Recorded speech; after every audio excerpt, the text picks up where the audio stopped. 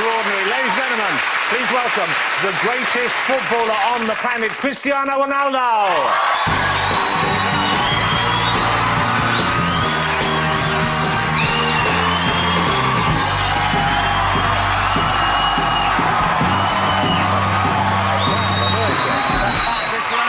Cristiano Ronaldo, come and sit down, Cristiano. This side, right? Yeah, just over there, just over there. Well.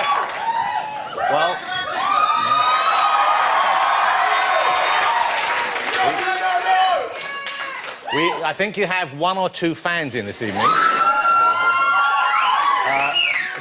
So nice to have you here. Why do you not do this kind of show more often? You must be asked an awful lot, I'm sure. No time. No time? No time. Just too busy? Yeah, kind of. Many trainings, many games. We have to travel a lot. And basically, difficult. Yeah. Difficult. We don't have a lot of time. But it must be a nice feeling to be here and knowing these people are going crazy for you and people at home are excited about seeing you. That must be quite a good feeling. Well, it's an unbelievable feeling. I was here in England for 6 years. Yeah. And I respect English people a lot because they are very polite and they respect... Serious. That felt like a warning. No, but it's true. The timing that I spent here, the people treat me unbelievable. I'm never going to forget that. So this is why I say, and I'm going to repeat, English people, they are polite for me because they respect. Yeah. That's nice to hear. And I think we're proud of that as well. We are proud of it in country. So let's talk about the Ballon d'Or. The Ballon d'Or is FIFA's kind of idea of who is the best overall footballer this last year. Yeah. You have won it 3 times. Lionel Messi has won it 4 times. So you hold that at the moment. And we're coming up in January, I think. They will announce who has it for January, the next yeah. year. And obviously you would like it to be you. Will be. You know what? If I had have known Sepp Blatter was coming, I would have keeping out. So, what are your estimation of how it might go, and what are your feelings about the result either way? To be honest, I think you're going to win. Messi going to win this year. Yeah, but you know, it's FIFA. You're just... You know what I'm saying? How do you get on with Lionel Messi now? I heard you say that you're a little bit closer, you're a bit more relaxed together. You used to see him just as a rival, now you see him more as a human being. I don't have rivals, I don't have. We have a normal relationship. We share this stage there in FIFA 8 years. Yeah. No one's did that in the past. It's only us. Yeah. So it's good. I have a good relationship with him. He play for one club, I play for another club. He want the best for him, I want the best for me. So it's normal. We have a good relationship. You know, we are not home friends, but you know, we respect each other. That looks like a very good relationship, right? What is he wearing? Well, let me talk. There's so many questions to ask you, but let me talk about your time here with Manchester United. Then, how old were you when you came over to join Manchester United? You were just 18? 18, yeah. 18 years old. And you'd already left home at 12, I think, to go to Lisbon, so you were used to living away from home. But coming here and meeting British people and having to work with Sir Alex Ferguson, that must have been quite a shock in some ways, I imagine? Not really. It was the key why I'm moving here to England. Because I remember I had a conversation with him when we play Sporting against Manchester, and we had a quick chat, and he told me, listen, I'm interested in you. I want that you join us in Manchester. It was the key. So it's unbelievable person. He treat me very good. He's, as I say many times, he's like a father for me in football. So I have to appreciate what he did for me. I passed 6 years in Manchester, very good. I win many titles in terms of collective and individual. It was unbelievable timing for me here in England. Well, your English now is very good. Well, I try my best. Yeah? And this isn't me just being polite. It is very good. But when you first came, I guess it wasn't as good.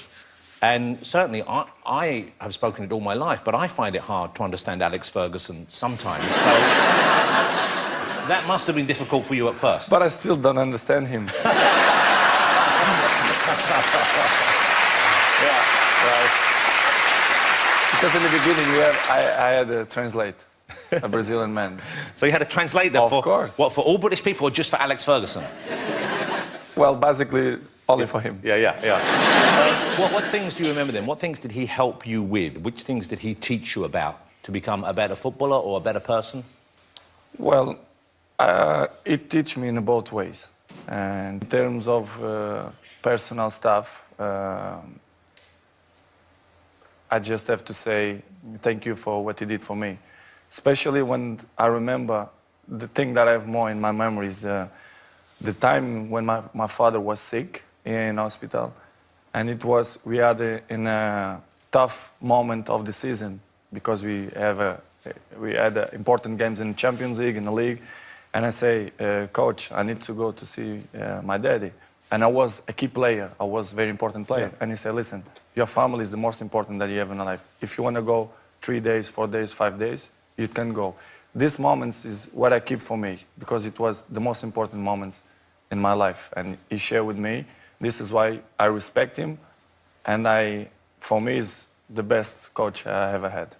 You know, you said earlier, he was like, you've said this before, he was like your father in the world of football. And there you just mentioned your biological father, who died in 2005, I think. Yeah. You know, I think a lot of us, I'm not that close with my father, but I have a couple of memories from when I was young that I remember very fondly, which are quite special to me. Do you have memories when you were young of you with him that you treasure above the other memories? Yes, I have unbelievable memories. When I started to play football, my father was so proud of me because, you know, he was a kid man of a football club. And a few goals, I scored goals, and next day I come in the paper like a small part, and he was so proud. He put it in his paper and he showed his old friends in a neighborhood. It's unbelievable memories that I have, and it's great. I just have his memories in my mind of my father, of these small moments. You talk about that in the film. Why do the film? Who came to you with the film? How did the film Ronaldo happen? And what was it that made you want to do it? What did you want to share? What message did you want to send out? Well, basically, when the Universal coming to me and to my team, say, listen, I'm interested to do a documentary about you. It was like, in the beginning, I'm in shock. I said, movie about me? You thought, why me? Why not Lionel Messi? Yeah. I understand him because they're looking for the best player in the world. So it's Well, I will give you that for that. There you go. Okay.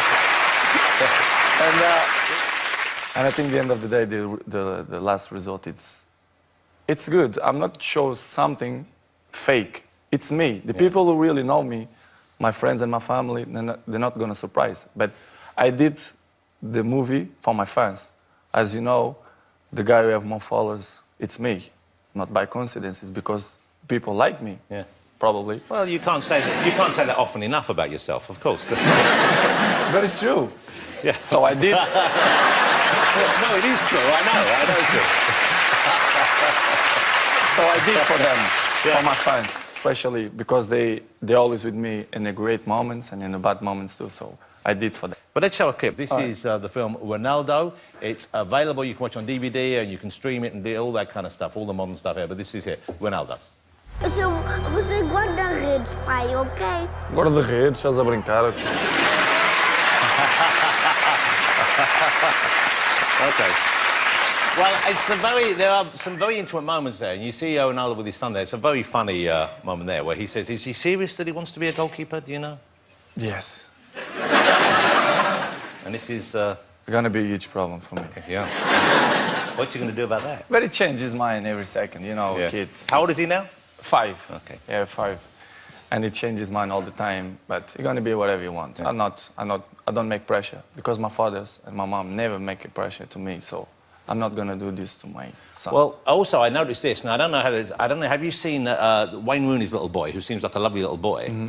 He went out to play recently and he had a tattoo on his arm. Not an actual tattoo, I don't think. I think it was a transfer, but who knows with the Roonies. So have a look at this. OK, so you see what was on his arm there? There you go. Now, if your little boy came home with Rooney on his arm, would that be cool? Would that be OK? No problem. OK? Yes, no problem. What about if you had Messi on his arm? No problem. Okay. If you will do that, it's because he's smart. He knows he's good players. That's fair enough. That's a good point. He is. Yeah, that's a lovely answer. Well, we'll talk about this a little bit more, but your mother, obviously, is a hugely important part of your life. She figures quite heavily in the movie. She's a passionate supporter of you, and obviously she loves her whole family. You can see that. But one thing that amazed me is that she says in the film, and you're there, that you were an unwanted child. She didn't want to keep you. Mm-hmm. Now, that must be a shocking thing. The first time you hear that, that must be... No. Normal. But for you to hear that, I know it happens a lot. Don't change nothing in my mind. Nothing. You see in the film how stressed she gets. She's very involved in your career. And when she sees you playing, I mean, it's almost too much for her sometimes. Too much. Yeah, and she takes tranquilizers to help her get through this. How does that affect you, though, knowing you're playing, but knowing she is going through that as well? Does that ever figure in your mind during a match, or...? No, I just make a rule. Big games, you know, she cannot watch. It's true. Yeah. I don't take her to my box, or I put it someone in home to go walk with her when game starts. Until it's over? It's the solution. And how important is she to you now? For example, if you had a friend who didn't show love to your mother, respect to your mother, how long would they stay a friend for? They're never going to be with me, next to me, because I have a security and make him sleep, so... So don't mess with mama. Yeah. That's what we're saying. Okay. So let me ask you, and this, once again, this is touched upon in the film, of course. You have never revealed, and I don't think you ever intend to reveal or share, the identity of the mother of your son, okay, Cristiano's mother. And the thing that occurred to me while watching the film was your mother is so central and important to your life. But he does not have that relationship with his mother. Mm-hmm. Surely that must concern you. For me, it's not a problem. How you see in the world, many kids don't have mom, don't have dads, or dads die, or moms die, and they beat him up. Cristiano have a dad, unbelievable dad. I have grandfather, grandmother, I have support of my family. Yeah. Great. Of course, it will be like, why it don't happen? Listen, some points in the life, it's private. And people have to respect the privacy of the people, you know? When Cristiano gonna grow up, I'm always gonna say the truth to him because he deserves, because it's my son. But I'm not gonna say because people want me to say. Yeah. You don't owe the world an explanation, exactly. But you obviously feel that you would owe him the truth, yeah. And be happy to... What age do you think... I mean, presumably he asks already, but when will you share with him? I'm not worried about that. He's gonna understand his daddy. Yeah. He's gonna understand. I'm sure 100%. 100%. He's gonna understand me. I'm gonna say the time when I feel that is the right time. I don't know, 10, 11, 12, I don't know. Let's see. You know, your son, the life he has, in many ways, but not in all ways, but in many ways, could not be more different from the life you had at his age. When you were 5 years old, you were on Madeira, is that right? Yes. Madeira. Small island, Portuguese island. I guess, how many cars did your father have when you were 5? Yeah, small cars, yeah, many. Okay. No. Toys, but did he have an actual car? No. He didn't even have a car? No. How many cars do you have right now? I don't know. Yeah. That's a big difference. I don't know. Yeah, that's a good honesty. Because there's a funny scene in the movie where you pick your son up from school in a Rolls Royce, of course, and you get him home and say, come and see which one's missing, which one's missing. And he's going, I don't know, is it the Porsche? Goes, no, look. You did it. And then he goes, Lamborghini. He went, yes, why didn't you want to see the Lamborghini? Like, he's 5, and he has to know which car's missing. So My question is, do you ever worry about that? Do you ever worry about what your life will give him growing up that you didn't have? Because obviously, although you had, from the outside for many people, you had a tough life and you didn't have those comforts, but he has maybe too many. He has maybe too much available. How do you approach that? It's not easy. Not going to be easy. But for me, in my mind, the way I'm thinking, it's all about education. If you will give good education, it will be strong. You will know and you will know appreciate the things. I cannot avoid to show him a good car, a good houses, a good quality of life. You cannot avoid, you know. Yeah, because you have that, of exactly, course, and you have earned exactly. that, yeah. I cannot avoid. What I have to do it? If you will be in my shoes, what you're gonna do? It's all about education. You have to give good education and to pass to him, listen, to win this, daddy, work hard, you know, to have this house, to have this car. I cannot do anything more. Here's another little clip. I want to show you this. It's lovely because I think the thing that I took away from the film as much as anything else was the closeness and the love you have for him and he has for you. And it's a very sweet and very special relationship. This is Cristiano with his son in the film.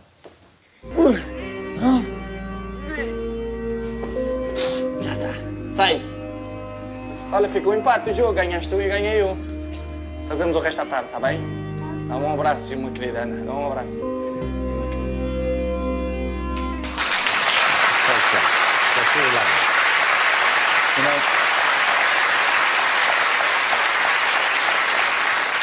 that's lovely. If you could do that with him when he's 20 on your back, then I'd be impressed. Okay? That's real training. That's what Rooney does. What about other aspects of your personal life? What about, is there a special someone in your life right now? A few.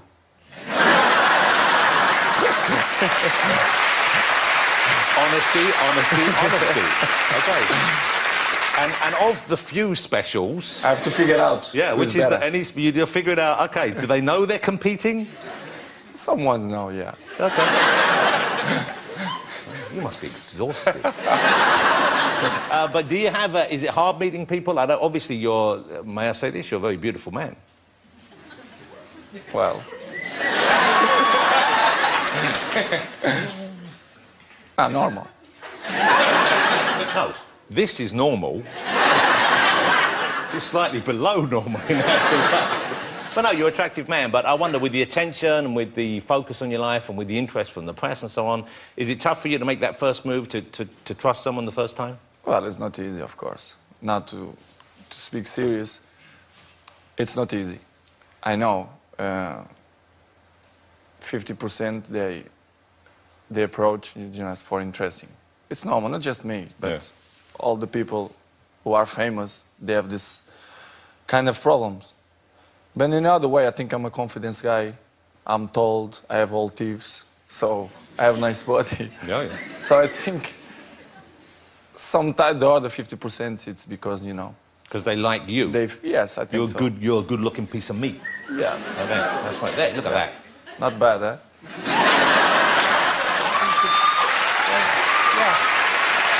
You know,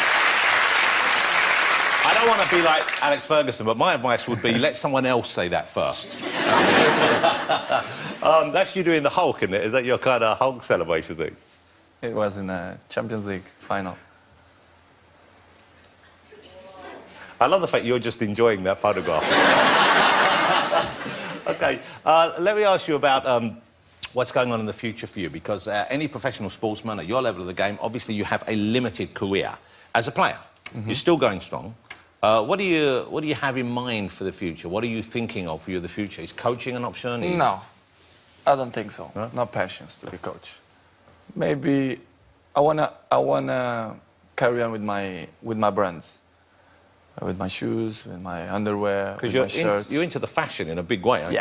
Yeah. I like it with my shoes. You know, I have many brands, and I want still grow with my brands. So. That's you in the CR7 pants, of course. Yeah. It's weird because they look different on me.